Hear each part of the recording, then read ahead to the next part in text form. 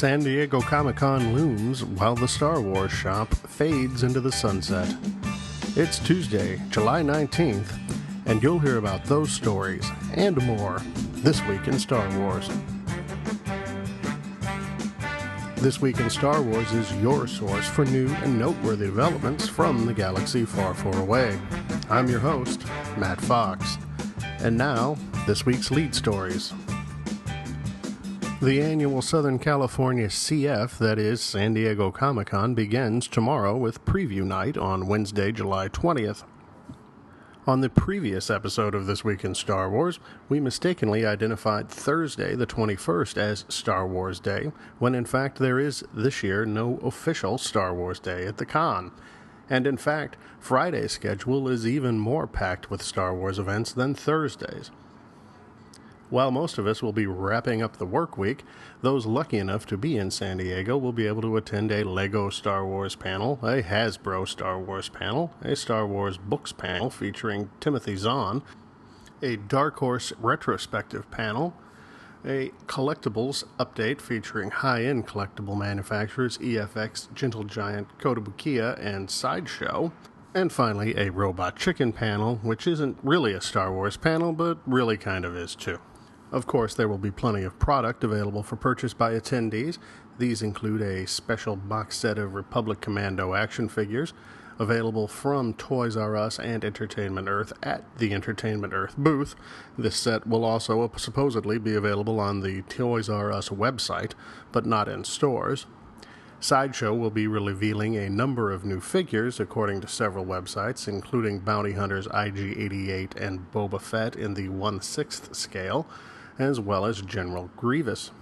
And in fact, the IG-88 1/6 scale is available for order already on the Sideshow site for $175, a new record for a 12-inch figure without accessories. The Hasbro Revenge of the Jedi 12-pack, featuring the two minifigures of Salacious Crumb and the Mouse Droid in the Death Star packaging, which was revealed at Toy Fair in February, will be available at the Hasbro booth. It is allegedly limited to only 1,500 pieces, and the retail price for it has been announced, and it will be $129. No word yet as to whether or not that will be available after the show on the HasbroToyShop.com website.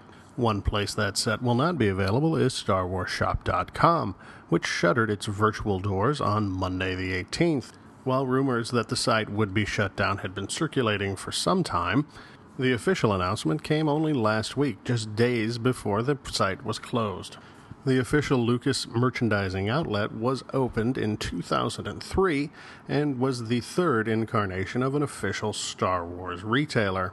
According to the Star Wars Shop website, no further pending orders will be fulfilled, and returns will still be accepted through mid-August, although no exchanges will be processed. Although it is a safe bet that there will eventually be a successor entity in the official Star Wars retailer space, at this time no information is available.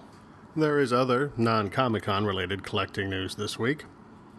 New products have been spotted at Toys R Us across the land, including the exclusive Y-Wing fighter in vintage packaging, which makes a nice accompaniment to the B-Wing fighter, which also has been showing up in vintage packaging at Kmart's across the land, as reported earlier. Toys R Us is also your source currently for the new waves of LEGO sets, and Toys R Us Online has had available a Stealth Ops exclusive figure for an inflated price, although, based on past practice, it is likely that that figure will be made available for free with a purchase in a future Toys R Us promotion. Gentle Giant has made available for pre-order the next two of its jumbo 12-inch vintage reproduction figures. This wave includes Greedo, as well as a reissue of the Stormtrooper, which was a Comic-Con exclusive last summer, but this time on a Star Wars card rather than an Empire Strikes Back card. They also announced an R2-D2 Clone Wars style maquette, as well as a life-size version of that maquette. Lastly, they made available for pre-order a new Cantina Band mini-bust, Tedon Doan, which would seem to indicate that Gentle Giant intends to complete the entire nodal modes. Lastly, available for pre-order this week is Wave 9 of the Hasbro Vintage Collection, at Entertainment Earth. This wave will include additional Chase Revenge of the Jedi figures, as well as the expanded universe Bastilla Shawn, and the new Walrus Man, in addition to a few new figures. If you are interested in not driving fruitlessly around the country looking for these figures, and to receive them in the comfort of your own home, please use the Entertainment Earth link on thisweekinstarwars.com. This book is devastating. Several new items in bookstores and comic shops across the land this week, including a new Star Wars novel by fan-favorite author Timothy Zahn. His latest work is a Mara Jade novel entitled Choices of One. This novel serves as a sequel to Zahn's last Star Wars novel, 2007's Allegiance, and also takes place between A New Hope and The Empire Strikes Back.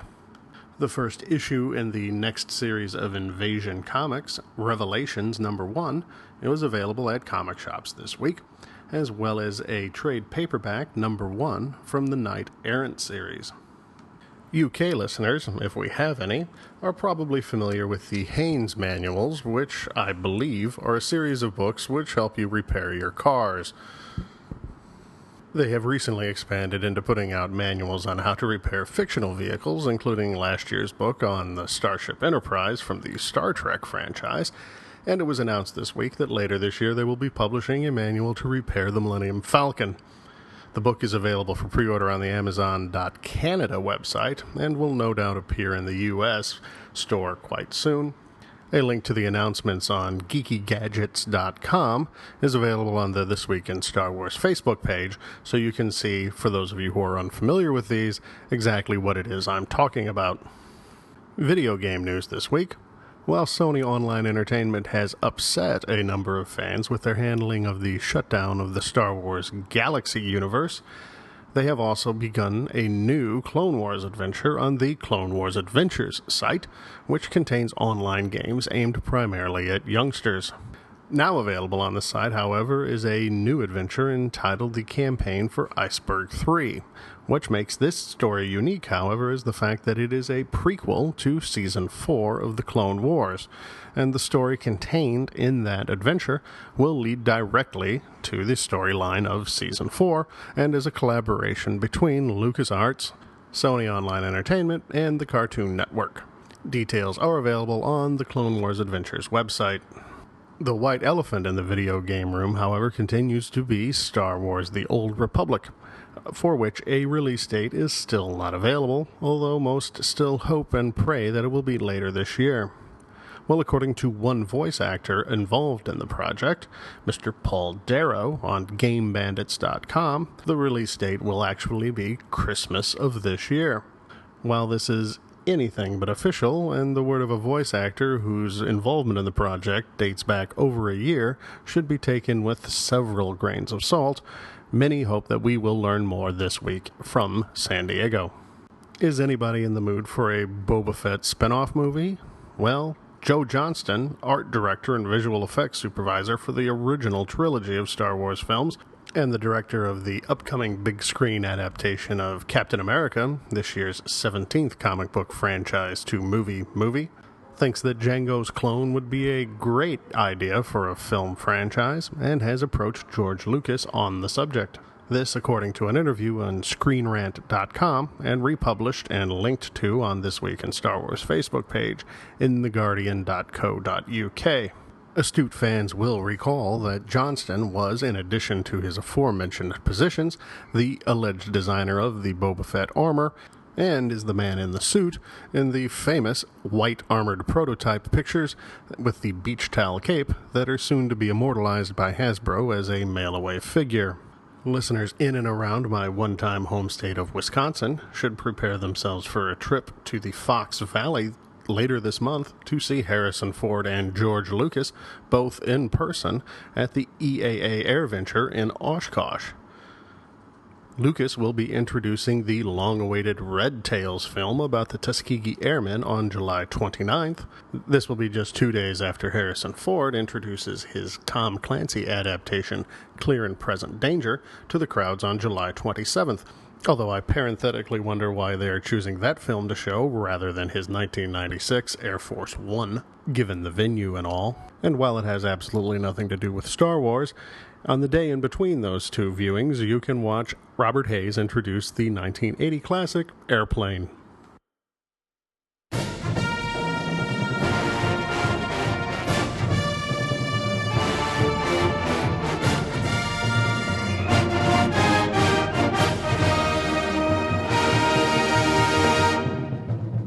So it's time for Comic-Con, and that means two things. First, new product is going to start hitting the stores fast and furious between now and Christmas.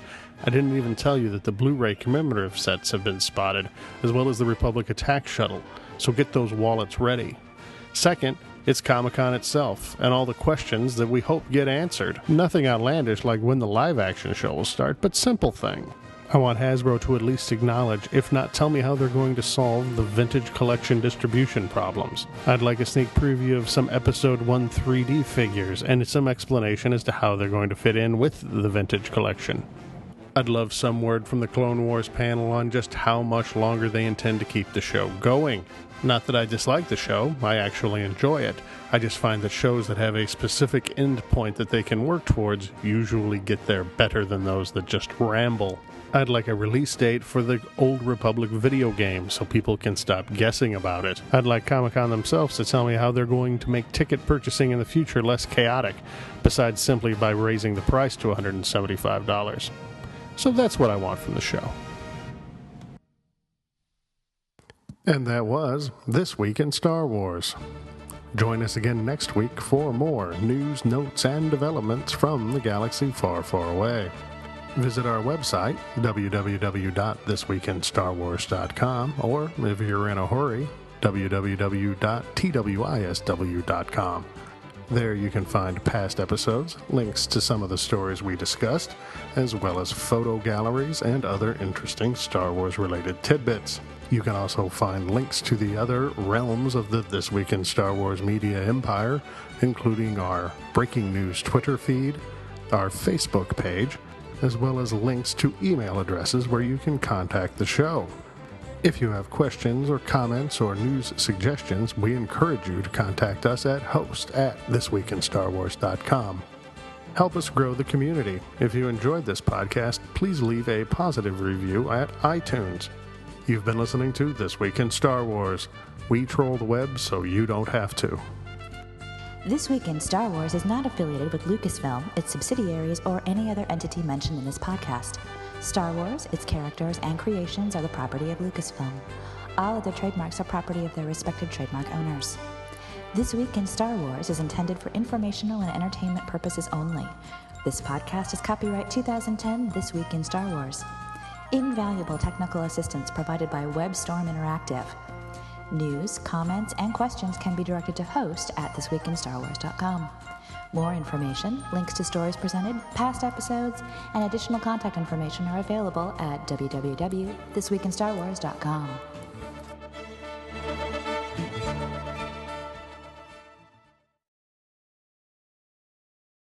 Fat, drunk, and stupid is no way to go through life, son.